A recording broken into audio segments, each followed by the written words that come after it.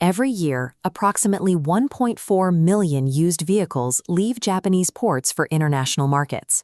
This is one of the world's most sophisticated parallel import supply chains. The trade relies on a distinct economic paradox. Japanese consumers routinely discard mechanically pristine, low-mileage vehicles long before the end of their operational lifespan. The mechanism driving this turnover is Shaken, Japan's mandatory biannual vehicle inspection program. This chart maps the financial trap. The yellow line represents a car's residual value inside Japan. At 36 months and again at 60 months, the cost to bring an aging vehicle into Shaken compliance spikes. To compound the issue, the Japanese government levies supplementary taxes on older vehicles. We quickly hit a breaking point, where the capital required to legally keep the car on the road exceeds the asset's actual market value. This forced domestic depreciation creates a severe pricing anomaly. A vehicle practically worthless inside Japan retains immense utility and value in global markets, offering a massive arbitrage opportunity. The resulting multi-billion-dollar gray market serves as a highly formalized, essential off-ramp for Japan's intense domestic regulatory pressure. This schematic details the structure of the Japanese wholesale market. Foreign capital cannot simply log in and buy a car. The domestic ecosystem is securely walled off from international buyers. The core of the supply chain lives inside dealer-only auction houses like USS and TAA, where thousands of units are traded daily. Direct participation in these auctions carries a hard legal barrier. A buyer must possess a registered local Japanese entity and a specialized second-hand dealer license known as the Kobutsusho. To bridge this gap, foreign capital must utilize a proxy agent. This licensed entity acts as the legal conduit between international money and domestic Japanese supply. The proxy agent leverages their Kobutsusho license to search the daily auction databases and execute bids on the foreign buyer's behalf. By utilizing this proxy network, commercial importers secure direct access to inventory, entirely bypassing official, localized manufacturer dealerships in their home countries. This parallel channel allows independent importers to secure highly desirable, Japan-only variants, like this Nissan Skyline GTR R34, often undercutting the pricing models of established domestic dealerships. Securing major physical assets sight unseen across an ocean introduces extreme informational risk. The proxy agent's role extends beyond facilitating a transaction. They operate inside the closed ecosystem to verify the asset and mitigate financial exposure. The Japanese auction sheet is the single standardized document that enables remote procurement. Because physical inspection by the buyer is impossible, professional importers treat this sheet as forensic evidence, reading it to identify hidden liabilities. This diagram isolates the overall grade box. The top tier ranges from S or 6, indicating delivery mileage, down to 4.5 and 4, which denote a car in good condition with minimal acceptable wear.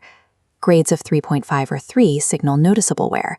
A buyer securing a vehicle in this tier must allocate immediate capital for repairs upon arrival. The R or RA grade stands for repaired accident. This flags that the vehicle has sustained structural or frame damage. The inspector notes and vehicle diagram provide a localized map of the exterior damage. Importers read these specific codes. An A indicates a scratch, and a U indicates a dent, with numbers 1 through 3 denoting the severity of the damage. Severe markers expose major trauma. A W indicates paint distortion or waviness, while an XX confirms a panel has been entirely replaced. The agent must also extract the unique chassis code printed on the sheet. This number is cross-referenced against historical export databases to verify the mileage and expose odometer tampering. Reading the forensic details of the auction sheet is the hard barrier separating a profitable import from a catastrophic financial loss. Winning the auction merely secures the asset in Japan. Transferring ownership requires navigating strict international financial protocols. Most Japanese exporters demand 100% upfront payment via telegraphic transfer, or TT, before they will initiate shipping procedures. Importers in specific destination markets with severe currency controls rely on letters of credit, holding funds in escrow through international banks. This flowchart outlines Incoterms, the international commercial terms that dictate the exact geographic moment, cost, and liability transfer from the Japanese agent to the foreign buyer. Under FOB, or free on board, the exporter pays only for the inland logistics required to get the vehicle loaded. Liability shifts to the buyer the exact moment the car crosses the ship's rail in Japan. Advanced commercial buyers favor the FOB model because they possess their own established cost-effective ocean freight networks. Under CIF, cost, insurance, and freight, the Japanese exporter prepays the ocean shipping and maritime insurance, extending their coverage entirely across the ocean to the destination port. To neutralize fraud risk during these transfers, buyers utilize escrow services like Jimvea Safe Trade.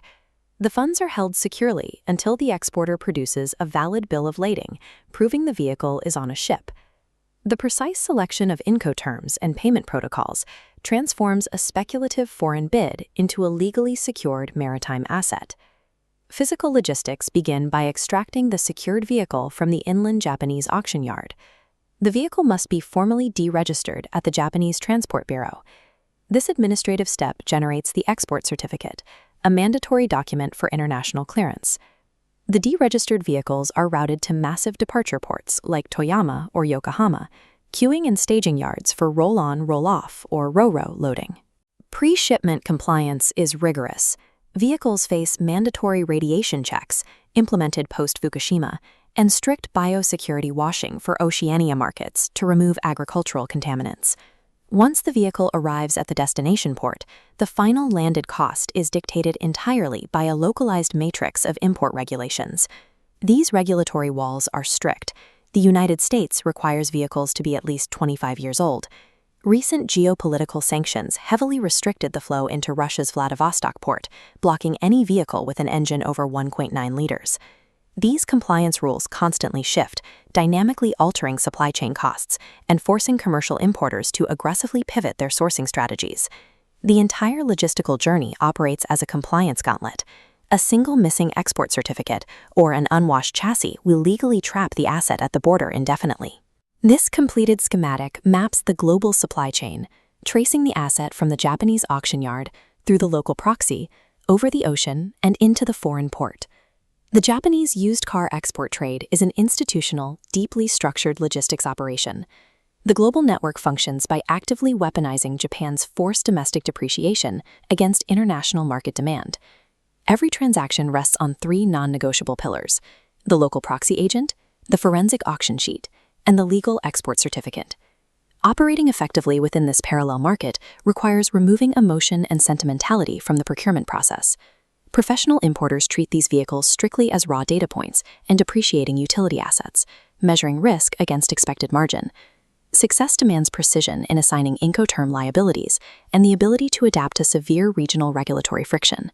The gray market rewards those who master the forensic mechanics of the supply chain, the importers who can successfully turn a domestic Japanese regulatory burden into an engine for global commercial profit.